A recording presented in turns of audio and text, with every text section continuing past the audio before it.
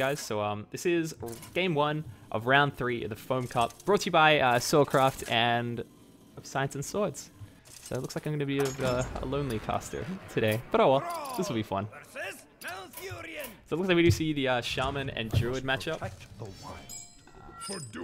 Whoa, and Scocas playing a pretty heavy Druid for things like the what looks like the Cenarius and Shades. I imagine he's going to keep the Shade and the Zombie Chow, but I mean I can definitely see the Druid of Keeper of the Grove rather doing a lot of work, particularly against Shaman. If you can get something like a silencing, something like an Annoyatron or a Piloted Shredder early, can really do a lot of work. So we'll see how it goes. But I imagine, I think, yeah, we have seen Barnes' deck, and he does play the Alakir as well as double Rock Biter. I don't remember about the Doomhammer. Hey, Taipan, you there, man? Taipan. Hello. Cool. We're actually, you're actually live. You're a little bit late, you silly goose. So you'll have to jump in a game. But we're gonna see Scocas playing the Druid and Barnes playing the Shaman. How you doing, Taipan? The elements will Yeah, I'm alright. I just That's cool. It's no dramas, man. But okay, so yeah, just tell me when you're ready. But I'll just keep casting, and then you tell me what you see. So it looks like in Barnes' hand, we do see the Power Mace. Ooh, I mean, Taipan, you were the one who told me about how awesome Coghammer was. Do you feel the same way about Power Mace? Yes, I do. It works really well with Harvest Golem because they changed both golems to the mech type. So when the golem dies, you can still buff the 2/1. Yeah, I don't know. I mean, particularly something like an Annoyatron. I can imagine having a strong, like a fairly strong weapon, and then a buffed Annoyatron is going to get pretty annoying for the Druid player. We'll see how he deals with it. Which player are you spectating? I'm on Barnes. Barnes. Okay, I'll go on Scocas. No dramas, man. Just gonna flip these hands. Cool. I'll just get that. You want to just cast for a little bit? I'll just set up the hands. Yeah, I'm just loading still. Cool. So we did see Barnes play the Annoyatron pretty much from the get-go. I agree with that play. I mean, it can be kind of a little bit difficult for a Druid to deal with Annoyatron. Having to use something like a Wrath on something so weak never feels super great. So cool. Awesome. Cool. So we do see going for the Zombie Chow, which I definitely agree with. I imagine here we're going to see the Power Mace. A really good way to deal with the Zombie Chow, and particularly if the Druid's not able to deal with the Annoyatron in an effective way, then we could be seeing a +2/2, so a 3/4. I would have just played the Shade of Naxxramas there on turn 3. There was no point using Hero Power and Zombie Chow because you want to get. He should have done it the other way around. You want to get the Shade on as early as possible. And by not playing that, he could have made a completely different play here. Okay. He could have gone like double Zombie Chow Hero Power on turn 4.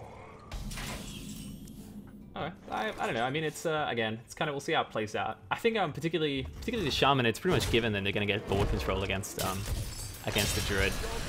But maybe with something like Swipe, and if he's able to get this Shade buffed up outside of 4 range, there's not really a good way for Shaman to do anything about it. Like, it'd feel pretty bad having a Hex a Shade after it's killed, like, I don't know, your Dr. Boom, for instance, in a couple of turns. You're asking when do you attack with Shade? No, as in if the Shade gets pretty beefy, then it can be kind of awkward for the Shaman to deal with it. Particularly if he's looking to save the Hex for another big play. I would use the Druid of the Claw in charge mode, attack the Taunt, and then use the Shade to kill the Pilot Shredder. Okay, yeah. And that way you'll still have the 4/1 charge on the board, but it kind of just depends what 2 minor minion he gets. Yeah, it's still next turn's gonna be weird. If he doesn't get he needs to Sylvanas next turn, or I mean a Sludge Belcher Zombie Chow could be pretty good, but it feels kind of bad for the Druid here. He's safe putting it in Taunt mode, but if you wanted to make a more greedy play, you would just clear the board. Yeah, no, definitely. Looks like we did see him played in the taunt mode. Oh, you look at a Hex here. I mean, you might think he's got Dr. Boom, and I'd say that's a bit more of a target than the Ancient of War, but I imagine we're probably going to see the Rockbiter weapon come out here, maybe with a Mech Warper Spider Tank. That'd be a pretty good play, actually. There's a legend player called That's Admirable. Yep. And one game he played, he hexed a Harvest Golem on turn 3. And everyone just gives him a whole bunch of crap for it. So he's that guy that played Hex on a Harvest Golem on turn 3. Well, yeah. We'll see how that goes. He did get... Oh, man. I always love...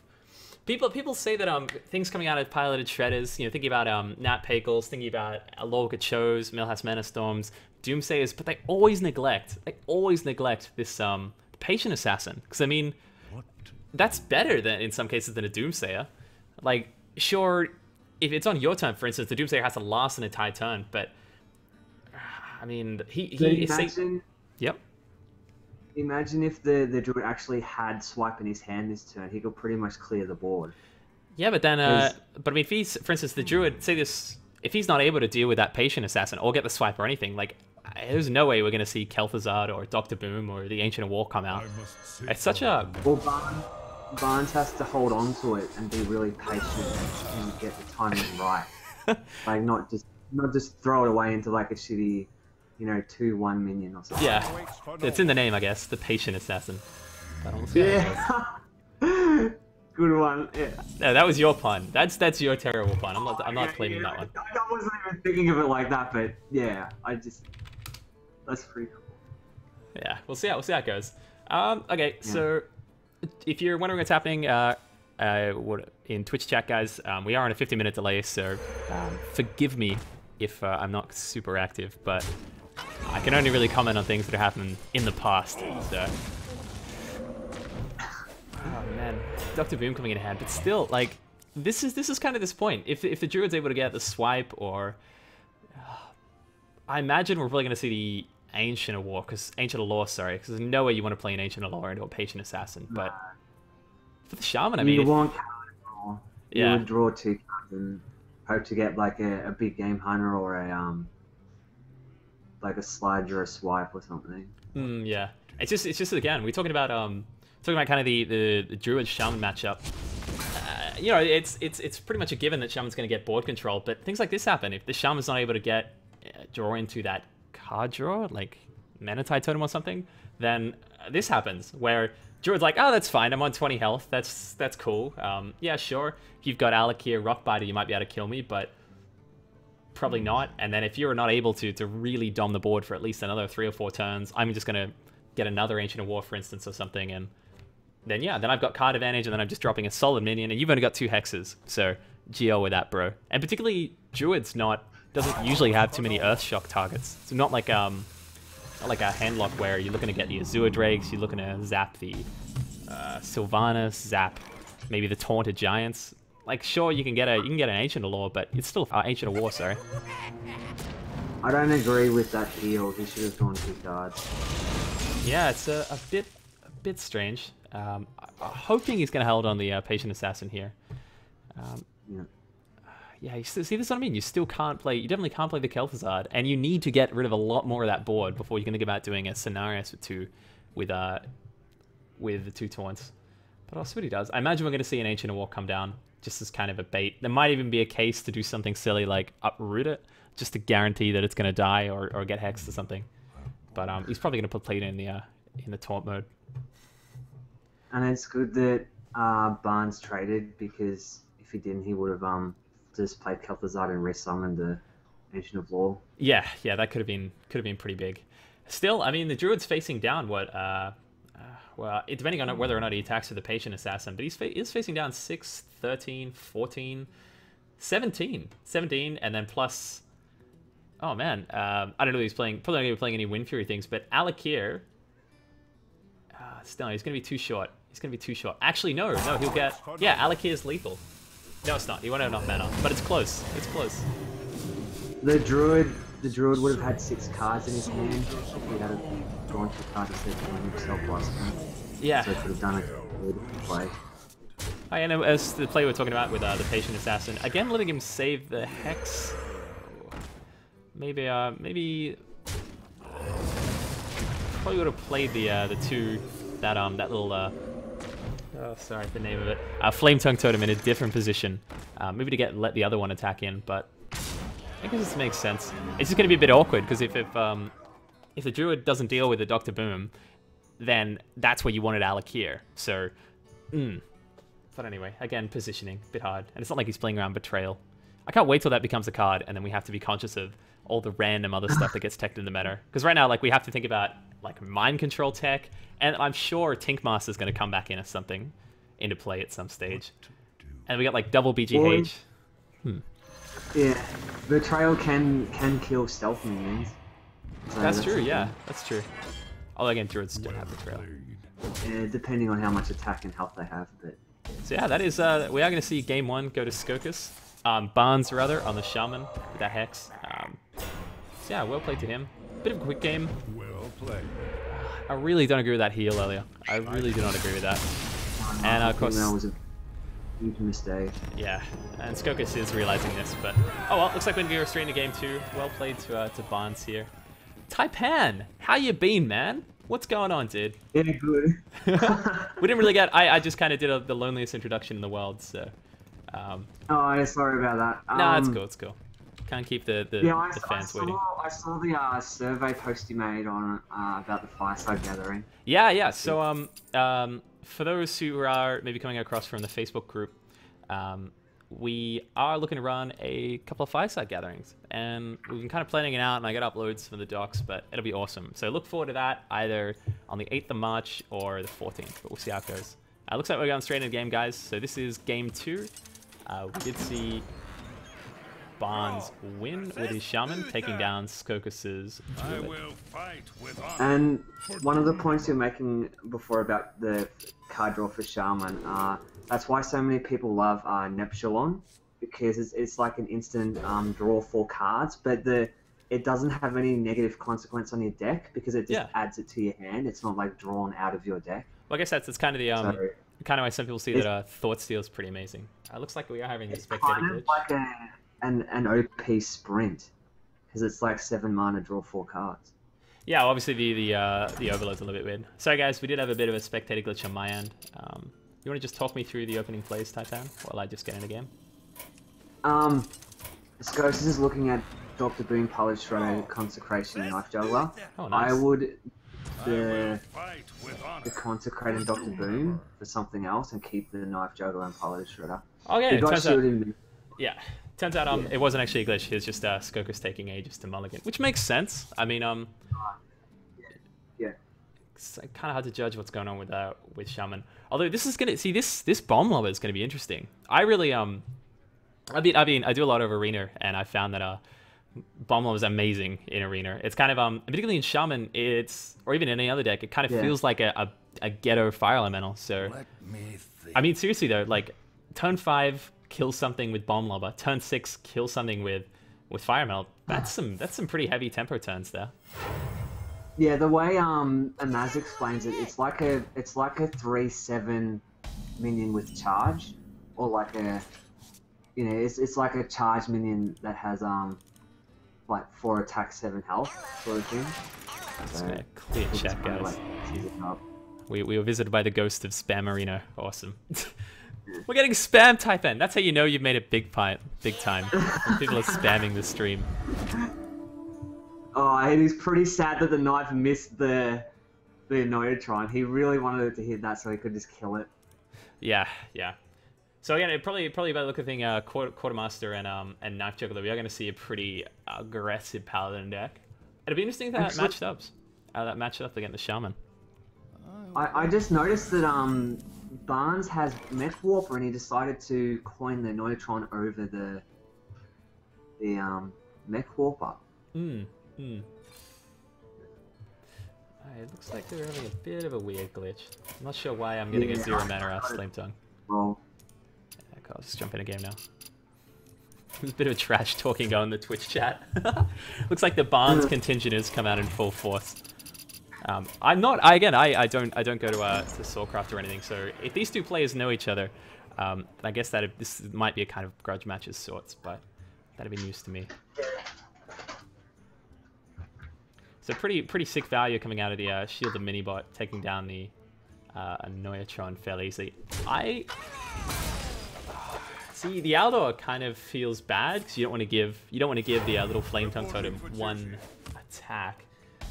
Yeah, a bit of an awkward turn. It'll be interesting to see what he does on turn 4. I'd imagine we're probably gonna see the. Well, actually, no. He could consecrate pretty well here because he could consecrate and kill the Flame Tongue and the Mech Warper, which just leave him with a Spider Tank. So I imagine that's what we're going to see him do. Although there is a case to get the True Silver out of the way pretty early, considering if you're looking for the musters. But I'll see how this plays I would out. save when you're playing as a paladin, you want to save the Eldor Peacekeeper for something big, like against Shaman you always use it on Fire Elemental. So you make it a 1/5.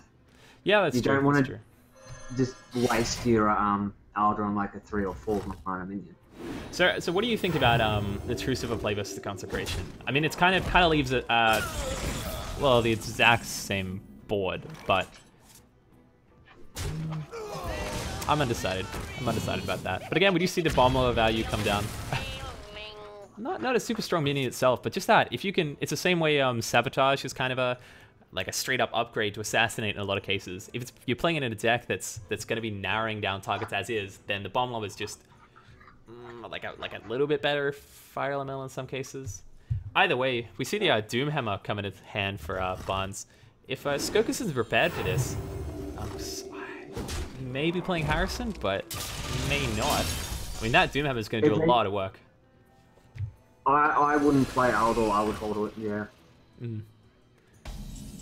It's not really an intimidating card, although pretty easy play coming out of Barnes with a Fire Elemental.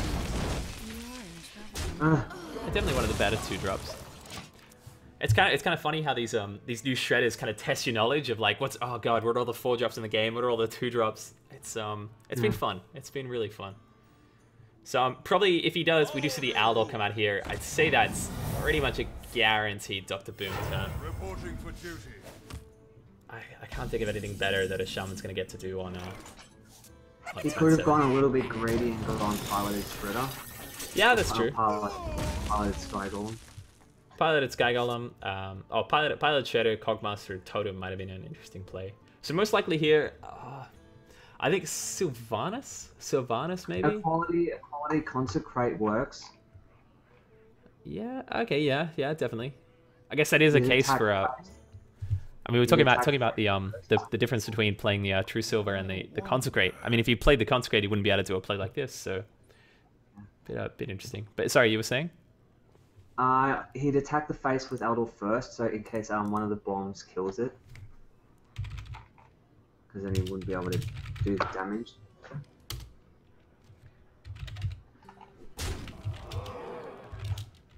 And it looks like he is going to clear the board here. Hopefully both bombs hit face. Like, that would be the perfect situation for him, but it probably won't yet. Still pretty lucky with the, oh well, actually not super lucky. Probably would have wanted those 2 bombs to kind of alternate there. I'd imagine here we're going to see the Cogmaster. I'd probably be looking to hold on to the Flame Tongue. We haven't actually seen him use the Totemic Call all game, so it's kind of getting to that point where both the Paladin and the Shaman are maybe looking to use their hero power a little bit more. Although the Paladin's still in full swing. Sylvanas, hero power, or even he could go for the Sludge Belcher if he wants to protect. He's piloted Sky Golem from the Shredder, so we'll see how it plays out. I don't think we're going to see the Quartermaster hero power though.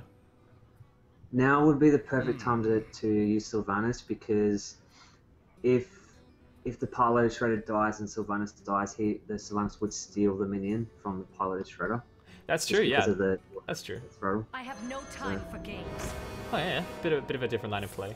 I mean, you could call, I guess, but I guess in terms of like in stats, in a lot of ways, the Sky Golem and the Sylvanas are very similar, because they both get the same amount of stats, and they're both most likely going to steal a 2-drop or equivalent. But I guess the Sylvanas, at least you need to see the the Shaman, you know, go 2-for-1 against it, whereas the Sky Golem could have just died to the Shredder. So I don't know. I was talking with a friend about this last night about a common combo in Priest where they go Sylvanas Shadow where Death and Priest. Yeah. Oh yeah. Steal something. Or if you're Artosis, you attempt the Sylvanas execute. It looks like we do see the Doomhammer come out. Yeah. So we do see the Doomhammer come out. Sort of plays that's blocking off. We might see a Shaman. We might see a Ragnaros, in which case that'd be pretty terrible turn 10. But most likely it's not going to be blocking off anything. I can see him maybe wanting to get his next Rockbiter, because he's only used one so far. Which, if we see, for instance, this Sludge Belcher plus Knife Juggler, that could be pretty terrible for him, because you go Rockbiter, kill first part of the Sludge Belcher, and then kill the second bit of the Sludge Belcher with your face, and then kill the... Actually, no. Kill the second bit of the Sludge Belcher with Golem, and then kill the Knife Juggler with face, which would be pretty devastating. What did Sylvanas steal? Sylvanas managed to steal the Cogmaster. Oh no! He traded both things in on the Sylvanas. Yeah, but I was thinking, why didn't it steal the Spell Totem? Because I thought he had the No, he totemed at the end of the turn. Oh, okay. Right. Yeah. He totemed at the end of the turn, yeah. And because of the way the Death Rattles came down. I thought the Shaman had 3 minions on his side of the board. Yeah, no. Sorry. No, it's cool. Yeah, I like the Paladin line of play there with the Knife Jab on the slope and then. Pretty heads up, trading in the 1 health minion just in case you see the Knife Juggler. Get the sick RNG. How do you feel in the Shaman's position? You got Doomhammer up, Flame Tongue Totem on board, but no cards in hand. Well, Paladin is looking really strong here. He can sort of clear the board with and also just leave the Flame Tongue with 1 health, and he can also do Sky Golem, which is perfect. Yeah. He can kill the 4/1 and play Sky Golem. I imagine though he's probably gonna kill the Flame Tongue because it's a bit more value minion. And it's not really a good way. Like I can't imagine the Shaman's gonna look to clear this with this Sky Golem with face, considering that would leave him on 1 health. But even just attacking it once feels really bad. She's gonna go a little bit aggressive. Oh man. So if we see something like a lucky rag shot, that's actually game. Oh dear, awesome spectator glitch. I'm just gonna jump back in a game, guys. Yeah, mine's glitched as well. Not sure what's going on there. Might have seen a bit of a disconnect from Scocas, but we'll see when we get back in. And sorry about the delay, guys. Just Hearthstone's wonderful in that it just likes to give us a lot of glitches, but I'm sure we'll get it sorted out in a sec. So again, this is game 2. We are seeing the Shaman match up against the Paladin, and the Shaman's getting pretty low. So okay, so we didn't really miss much, guys. Just saw the Paladin and kind of contemplate and go for the lay on hands. Memory serves me. Oh, he looks like got an owl. Cool. And we did see the Dr. Boom come in hand. Off of the lay on hands. Oh, baby. Oh, that's scary. Because I mean, that's Boombot territory. That is very thoroughly Boombot territory now. Yeah. Yeah. I'd say that's gonna be game for Scocas here, taking out Barnes' Shaman. So he's got 4 on board. Not quite, but Barnes realizes it. So what are the 2 choices for Barnes? So Barnes has Mage and Warlock left. So we just saw him lose with the Shaman, and his Druid did get banned. So well played to Scocas, taking out Barnes' Shaman there. I'll just update the overlay, guys. Do you remember? 2 seconds. Yep. I remember seeing. I think we've casted Barnes. He's casted a lot of Barnes. Yeah, I'm just trying to remember what his Mage and Warlock version. I think we actually did get to see his Mage. I know we saw a bit of his Warlock, and it was fairly aggressive. But again, players are allowed to change their decks, so it's a bit hard to say what it could be. True. Yeah, so he could have changed it to anything. Just to fuck with us. Just to mess with us. But Scocas there, managing to take out the Shaman. And it looks like we're going on a game, guys. So this is game 3, and we'll see what decks are going to play. All tied up, 1-1. Oh yeah, it's down to the line, man. It's round 3. Game face on. Serious tryhard hats coming into this. I will. So it looks like it is again. It looks like it's a pretty aggressive Warlock. But I mean, Scocas has the perfect answer in his hand, like a Shield of Minibot. Man, that thing is gonna slay. Just let the bodies hit the floor with that one. Well, the power overwhelming. We might. I don't know. If Barnes hasn't changed his deck, then he doesn't play the combo. But he does play, however, a Sea Giant.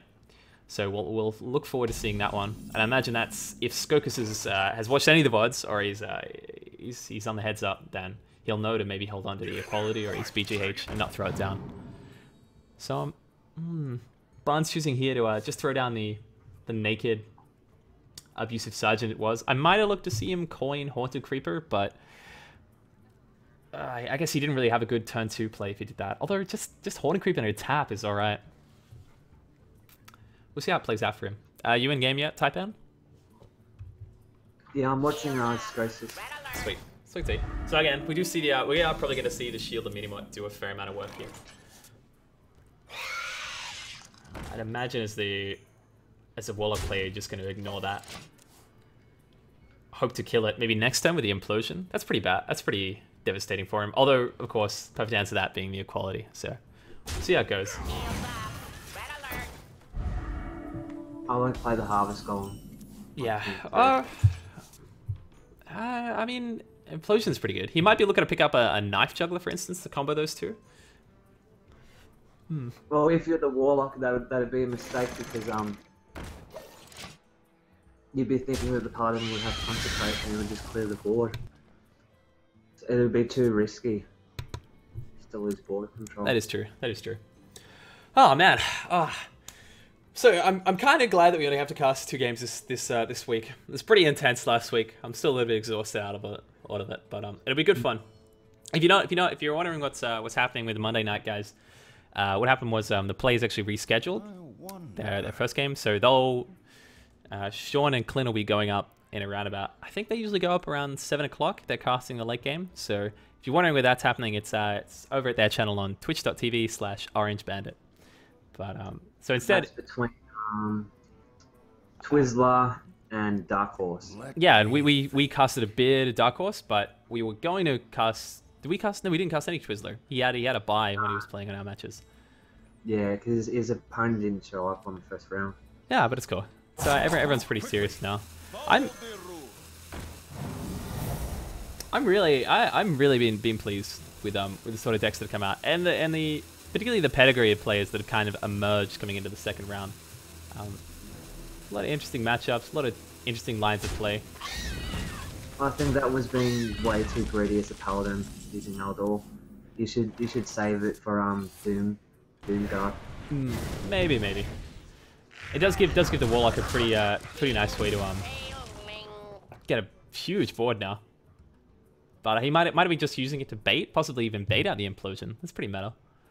I imagine we're going to see the Consecration come out here, and then possibly, I'd want to trade in the Harvest Column afterwards. But that kind of sets it up for the Warlock to just build up another board again, and then particularly once we start stepping into turn 6, turn 7, the Warlock's able to just keep tapping, and if Scocas isn't able to get things like his big taunts up or see his lay on hands, we could see him really just run out of steam. If he wants to kill the Doomguard on the next turn, he has to save both Equality and Consecrate. And he does. Although we could, if this Lothab's able to live, then it could work. And again, maybe you're not going to play the Doomguard on turn 5 as a Warlock. You do have a ton of other minions, and particularly the chance to discard both the Power Overwhelming and the Knife Juggler might be a bit of a deterrent. Well, from the Warlock's point of view, he'd be thinking, okay, the Paladin has used his Eldor, so it's pretty safe for me to use my Doomguard now. So most of the time, people would usually play their Doomguard on turn 5. Oh, and he's maybe thinking, where's that Consecration at? So I might look to use the wolf for the Night Jugger. He could even just play one minion and tap, not overcommit to the board, and or maybe even see where the juggle goes and play based on that. I maybe would have wanted him to play just one or the other, just so he's still playing around Consecration. He's still gonna have a little bit of a hand when the Doomguard goes down. Maybe even be able to coin, get a nice creature down, and then Doomguard, or coin a Power Overwhelming Doomguard or something. So I don't know. I quite agree with the greedy plays coming out of Barnes, but we'll see how it works out. We do see, however, the Quartermaster combo come in hand for Scocas. So that could be a bit of a turnaround point for the Paladin, and definitely give you an opportunity to stabilize there. I imagine we're going to see him hold on. Yeah, it's really awkward. This is what I think. Like, it's kind of one of the downsides to Muster to Battle, in that you can't really use it straight after a True Silver, because you're just getting rid of well, half an awesome weapon. So, bit awkward play for the Paladin here.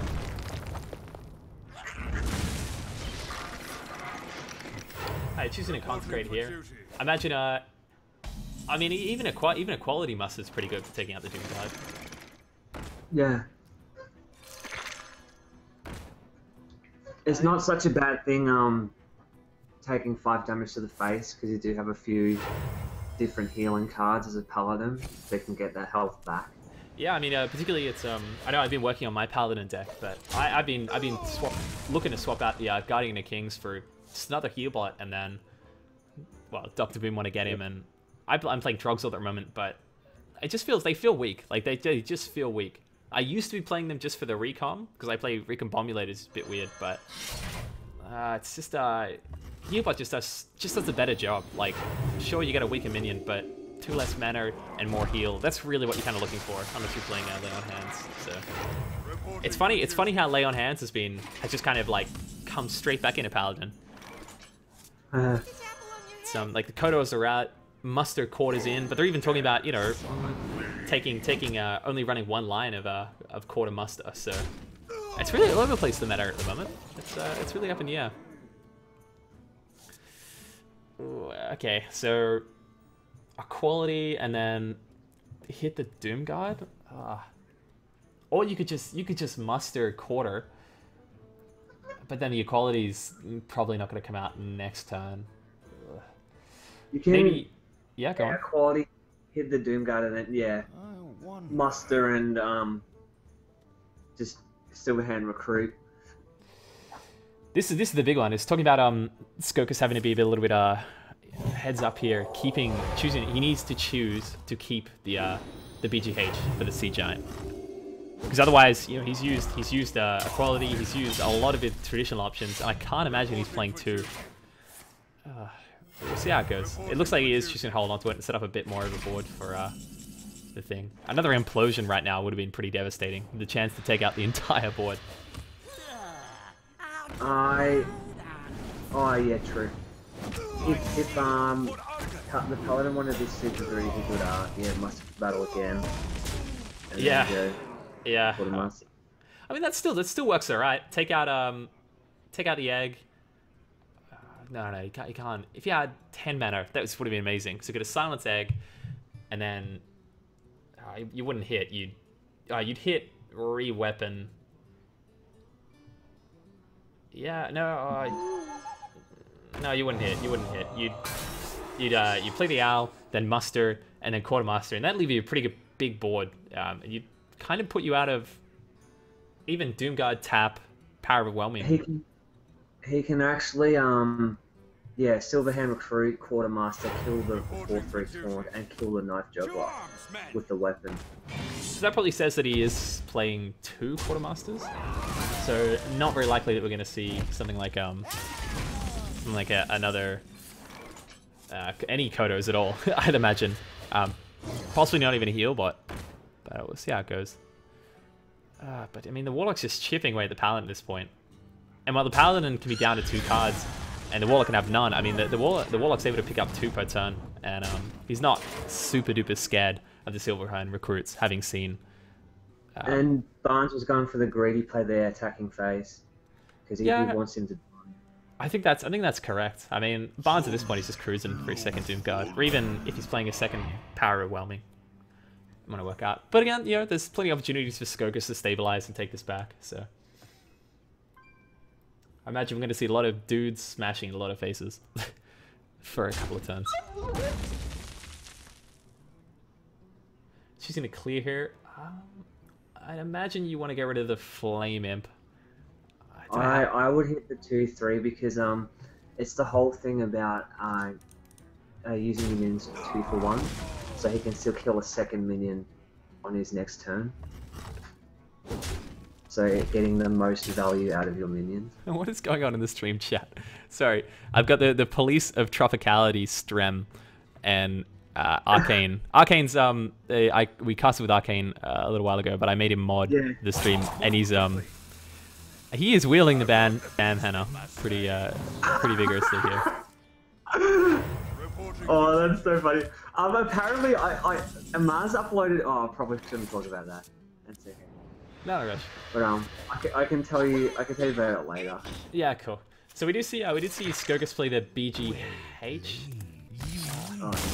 But yeah, it didn't really affect much. Scocas taking out game 3 with his Paladin. So that leaves us with this unknown mage, because again, Barnes could have changed it, or we didn't really see a lot of it.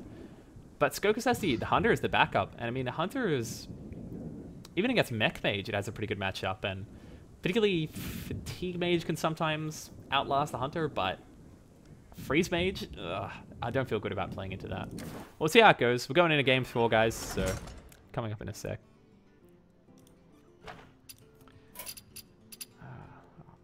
I can tell you a funny story about a Maz and Reynad if you want. Yeah, what's going on, man? Yeah, so basically today, Maz uploaded a video about some of the stuff Reynad's been saying about him and his team on his live stream, and he's like just bad mouthing like Team Archon, and he's bad mouthing Maz and calling him fake and tryhards and all this stuff. And so Maz is just like made up calling out for him, like saying he's childish and immature and that sort of thing. And so now it's this kind of thing between Maz and Reynad. And he said that Reynad was banning people that were typing 6-0 in his chat on his live stream. Yeah, that was I didn't really catch the full story there, but it did seem pretty juicy. So yeah, we do see what looks like, I'd imagine this is Freeze Mage, just because the double Acolyte coming against, again, Scocas' Paladin. How do you feel about a sort of kind of a mid-range aggro Paladin versus the Freeze Mage? Job's done. Are we gonna see Scocas pull this one out 3-1, or has Barnes got a chance here? No, not that we don't. We love Barnes, but you know. Yeah, I think Barnes does have a chance. He just has to get all of his spell cards quick enough to kill the Paladin. That's how the game works.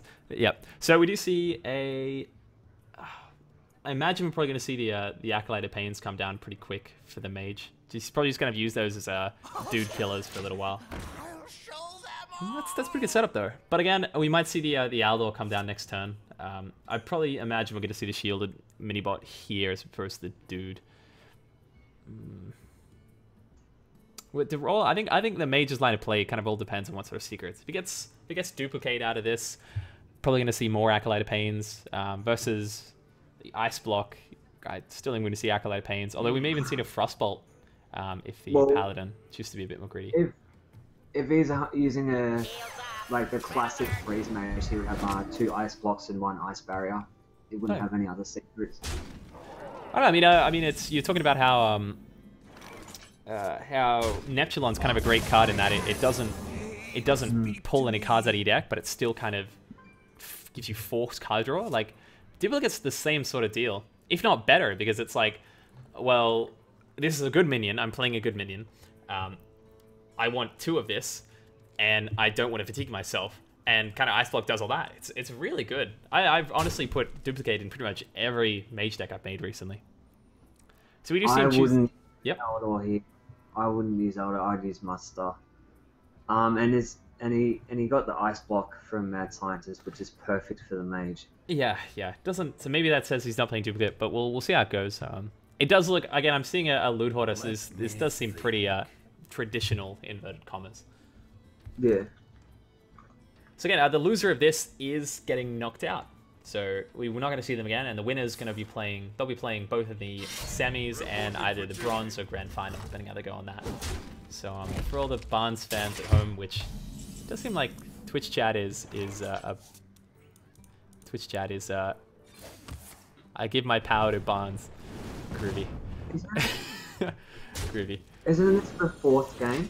Or is it the 5th? It's game 4. Game 4. Yeah, because if Barnes wins, it would be 2-all. Yeah, because yeah, I'm just saying the result. No matter what the result of all this, that person's gonna get knocked out. We won't be seeing them again. But the winner, we're gonna see them for 2 games. Oh, okay. So we did see him. It's funny we didn't see him. It's funny we didn't see him clear the Acolyte of Pain with the shield of Minibot there. I'm a bit confused about that one. But yeah, he went for face instead. Maybe a bit of a greedy play, because I mean the Acolyte's now going to pick up 2 draws minimum, and that's really not what you want to do against the Freeze Mage. But again, we did see him playing the BGH. He does have a pretty good answer for the Alex when it comes out. Let me think. Although it could be. Interesting to see the mage using Kobold Geomancer. So that tells me that he doesn't have Blood Mage spell loss, so he's using it as an alternative. Yeah, it's a bit of a ghetto Blood Mage. It's I mean even then, like these days, Blood Mage isn't really played in a lot of decks. Maybe in Rogue, but they've started cutting it with just an extra Drake, and Shaman doesn't really play it anymore. And talking about like legendary, like core legendaries that you would be the last to create, like Blood Mage is that one. You would always make your Rags, your Sylves, your Tyrians, your Antonidas, that sort of stuff. Whereas Blood Mage is just the, I'm gonna make my deck like slightly better. So I understand that, particularly if not everyone's aiming to be a pro player. So we don't all pay to win. So but again, Kobold does give the opportunity to play 2. So this is kind of where it'd be a straight advantage. Plus it is a 2-2 versus a 1-1. So particularly in the yep.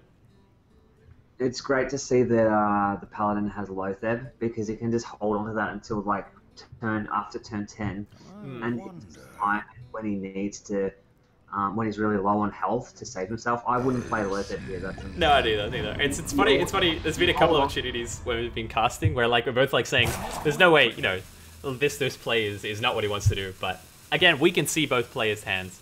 But traditionally, no, you would not play the Loatheb into just a random mage board. Well, from the start of the game until now, if the Paladin knew the Freeze Mage deck cards, and he would know that it's a Freeze Mage, so he would have to hold on to the Loatheb. Okay, no, it's he's trying to make the mage overdraw, so forcing the mage to play like an awkward 6-mana turn. That's clever. We're not on the same level as Scocas here. See, now he has to play the Kobold really awkwardly, and I don't imagine Scocas is playing Cold Light, but we did see him force the discard of, I think it was was it? It was Arcane Intellect. Yeah, okay, well, thankfully that. But I mean, if he'd forced the discard of something like an Alex Strasser, or even a part of the combo, like that would have been a complete game changer. So here we are complaining about Scocas' line of play, but it's actually pretty heads up. Pretty heads up. So take that, haha, us. Looking like idiots on the VOD. Not that we don't always do, but interesting here. I'd imagine we're probably going to see the Loatheb trade into the Kobold, and probably most likely Arcana Cold here, or he might be saving that for the muster. So maybe we're going to see a Frost Nova and then Frost Nova ping shield a Minibot, hit face with Kobold or something.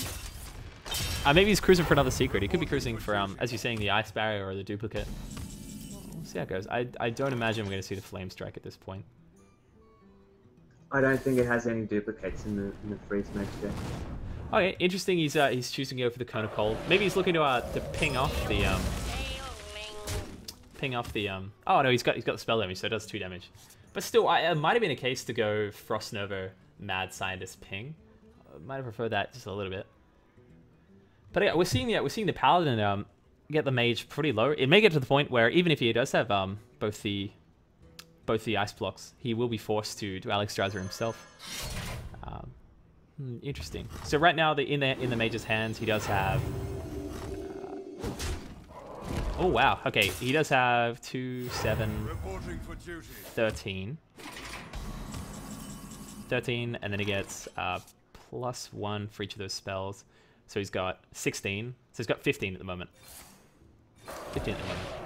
So all he needs to draw into is second Ice Lance. And he's at least 2 or 3 off lethal. So it's getting quick. It's getting close. It's getting close. There's only 12 cards left in the Mage's deck, and there's a pretty good chance that he could draw into lethal any time. Although if he successfully gets the Archmage out, then that could be pretty game changing. And you got to remember that he does have the Pyro, just kind of the follow-up. So if he, for instance, chooses to blow a full rotation, as you'd say in WoW, next turn, and the Paladin isn't there to heal up, although he is, but if he wasn't able to heal up, then it would just be Pyroblast finishing off the game. Hopefully he's aware of this, and I imagine the correct play here is Tyrion, just to avoid the maximum amount of damage. What do you think, Taipan?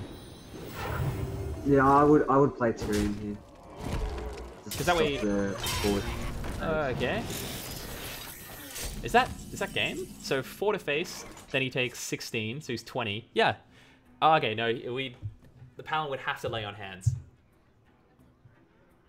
Although we could see something like a Archmage into. Flame Strike's pretty good. Attack in with Mad Scientist, Flame Strike, Kobold to face. That works out. That's actually pretty strong. Although that would have a pretty good chance of triggering the Ice Block, which I can't imagine he'd want to do. But it is the second one, which is alright, and maybe Frost Nova here? He can Frost Nova and just try to hit face. Frost Nova, and then Frost Nova Fireball? Frost Nova Fireball. You want to save the Fireball for after Alex Strasser, and you don't want to. I know, it's like I was talking about. He's got the Pyroblast follow-up. So yeah, if the Paladin doesn't realize that the Mage is playing Pyroblast here, then he is just gonna lose. Well, that if I was playing as a Paladin, that would tell me that's like a dead giveaway that he has a lethal in his hand for the next turn. I'd imagine so. You have to lay on hand 5.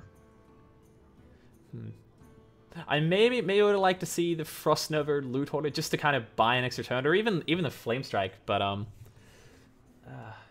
see that Fireball at the end. The Fireball at the end telegraphs that he has lethal in hand.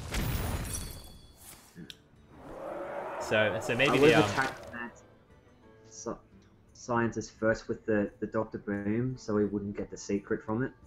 Because you can't have 2 of the same secrets at the same time. That's true. But now he's going to get the Ice Block from his deck, so that was a mistake. Well, he had the Ice Block in his hand, so he wouldn't gotten the Ice Barrier either way he played it. Oh, okay.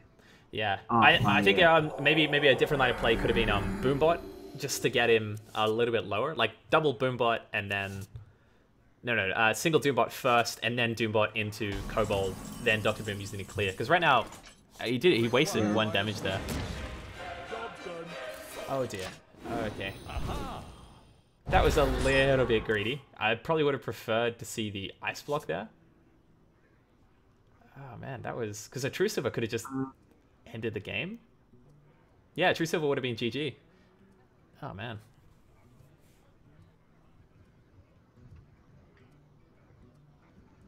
So if the Paladin, does Avenging Wrath? Avenging Wrath won't trigger the Ice Barrier, but I can't imagine the Paladin's playing it. If he's playing a Hammer of Wrath, that could be game over for the Mage, provided he doesn't attack in here. Yeah, he has to kill the Archmage. Yeah, no, 100%, 100%. Let's just make it a pretty good Flame Strike turn. Or he could just Frost over Doomsayer. Oh man, I He needs to get that second ice block up. There's not a good reason not to get that up. I'd say for this turn, Frost Nova, Doomsayer, Fireball. Barnes was being way too greedy when he did that whole Fireball Frostbolt Iceland thing. He should have been more patient and waited longer. Yeah, it's funny that he has the ice block in hand, and he's just choosing to kind of cruise around with this ice barrier. Oh, okay. I guess he's kind of thinking, well, there's not a good chance of the Paladins playing the Hammer Wrath, and it's unlikely he's going to see. It's unlikely he's going to see Holy Wrath. Is that the one where you draw a card and then deals damage? Yeah, I think so. Yeah, Holy Wrath. I think so. Well, whatever the name of that card is, but I guess that's kind of a weird one as well. So, so it's got 12 damage this turn. But he can't ice block. So maybe ice block Fireball Ping? Ice block Fireball Ping deals 7. Nice. He won't get the lethal next turn.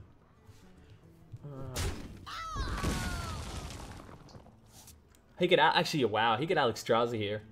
That'd be pretty big. But it'd get BDG-H'd, but yeah, no.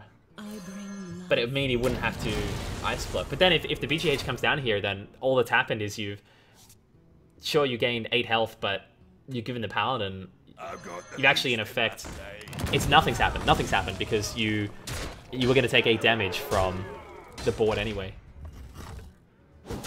I would just, I would even, go Pilot Shredder and Hero Power and just end turn.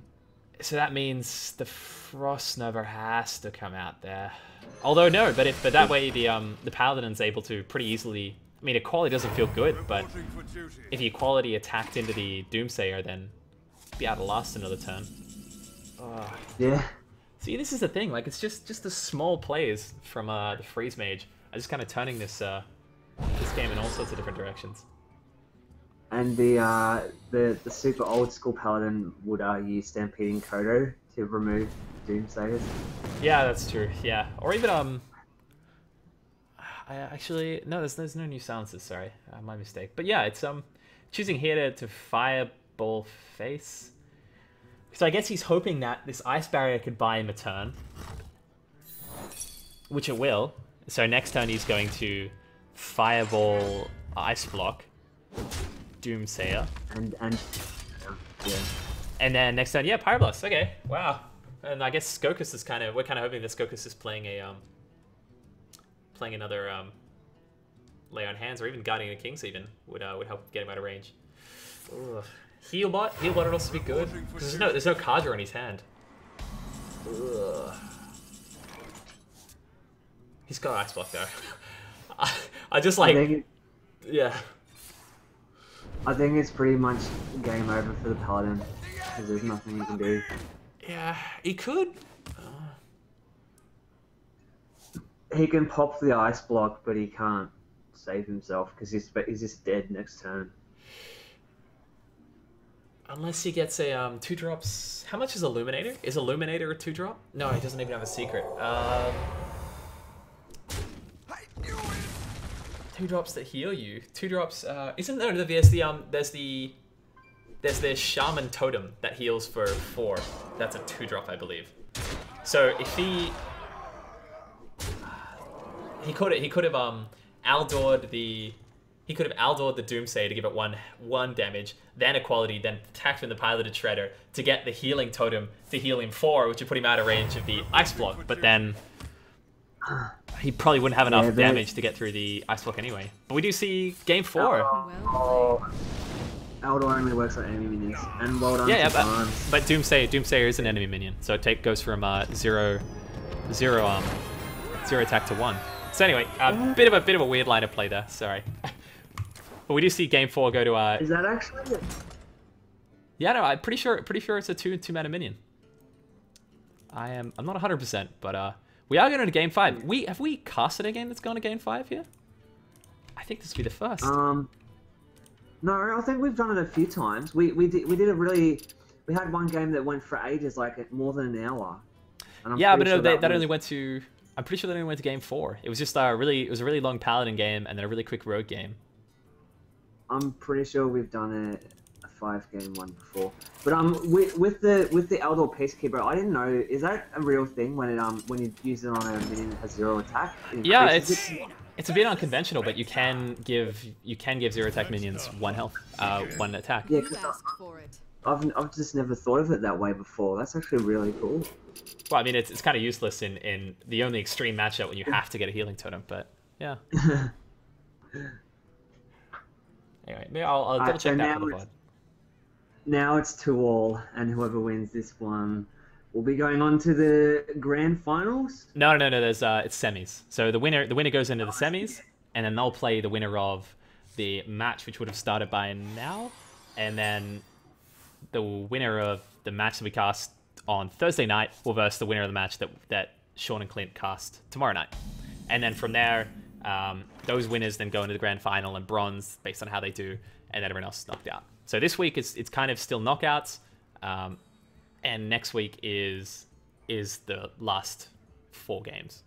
Well, actually, no, last 2 games, and the week after that is the grand final and bronze. Sorry, it's I was trying to wrap my head around it last night, but it's all good. So again, we do see Freeze Mage matching up against the Hunter. How do we with Rag? So what? It's Control Hunter, I'd imagine. Yeah, it looks like it. Oh, yeah, you don't really see many aggro face hunters go for the Rag. But it's still interesting that he's choosing to play the Haunted Creeper. I guess it is a pretty solid minion, because it's a a beast as well as a 1/4 of stats. Well, no, 2/4 of stats. Again, the Mage is probably not going to find that super threatening. He does, the Mage does have the Frostnova Doomsayer combo in hand, but the Hunter has just drawn his Ibeak Owl, so a bit of back and forth. What are we going to see next turn, Type N? You reckon just the Arcane Intellect, or is he going to choose the Frostbolt here? It looks like we do see the Arcane Intellect. And then the Loot Hooder again, bit, telegraphing a bit of a classic Freeze Mage. Hunter has drawn into his Eagleholm Bow and both the Kill Command, so the Mage isn't careful here. He doesn't get an Ice Block, for instance. Well, yeah, if he can not get an Ice Block off of the Mad Scientist, and the Hunter... Oh, the Hunter could even silence here, and then just start going face. I actually would really like that play. Well, how do you feel about that, Type N? Silencing the Mad Scientist here, just to make sure the Mage doesn't have an Ice Block. Yeah, well, it's pretty much an instant response. He should silence the Mad Scientist, because you want to deny him from drawing out the secret for free. But it's a bit of a gamble, because you wouldn't know whether he's got it in a hand, but it's pretty heads up. Could be the difference between winning and losing for the Hunter here. And so if this Hunter was as strong as it was back in the day before all the nerfs, he would have like a 1-mana flare and Undertakers and all that jazz, all the stuff that got nerfed. It's like I was talking about I think one of the games last week where Hunter did really was the kind of the bane of all the nerfs that's happened recently. It looks like he's choosing to go for the Pilot Shredder. I prefer maybe Owl Hero Power or Owl Bow would have been pretty good. I would have definitely owled the Mad Scientist and equipped the bow. Maybe he's just not scared of it. Maybe he's honestly just not scared of it. And again, all of this does mean that he wouldn't have had a good answer for the Doomsayer. Probably most likely we're not going to see him silence one of his own minions, because you don't really want to silence Shredders and Leok. So he'll probably silence the Doomsayer here, and then might even go for his own Mad Scientist, possibly looking to get a Freezing Trap just to prevent the enemy Mad Scientist going off. Well, actually, now that I think about it, he was probably valuing the Doomsayer as a bigger threat than the Mad Scientist, and that's why I was holding onto the Owl. Well, I mean, wanted to stop. I'm just thinking in terms of like how much damage he's just going to negate. Like silencing a Mad Scientist is either going to negate 8 damage, plus whatever the Mad Scientist would have killed trading in. And if you've got an Ice Block, it's got the potential to negate anywhere upwards from, if you've got a huge board like 15 or beyond. Whereas the Doomsayer is really only, particularly early, and particularly it's Shredders, so you're guaranteed to get 2/2 drops. The Doomsayer is really only negating the Leok plus, I don't know, it's kind of weird. It's just different tempo, I guess. I still think there was a case to silence the mad scientist. I'm always talking about cases. Have you noticed that, Taipan? I'm always like there's always a case for something. I try to use different words, but sometimes I feel like you were sitting in a... It's like Detective Taipan, like Detective Trophic. Let the pain speak to me. Probably here we're gonna see... I was just thinking, like looking at it from the hunter's point of view, holding onto the alpha, using it on Doomsayer makes sense. It's still a good play. Okay. So the hunter out of that does get a freezing trap, which is just the... No, I don't think the mage has got any good way to get the Doomsayer back. And the mage did get the ice barrier. But still, mage cruising for the ice block. Is what, 10, 12, 15, 18 on board. That's lethal. That's lethal if yeah, it's lethal if the mage doesn't realize that he has to freeze some stuff. He's got to be fireballing Leok. He could make a forced and YOLO play and fireball his own acolyte of pain. That's true. I'd probably say we'd see a ping before that happened. I don't think... I can't... This is the thing. This is kind of... Sorry, I meant hero power. Yeah, fire blast his own acolyte.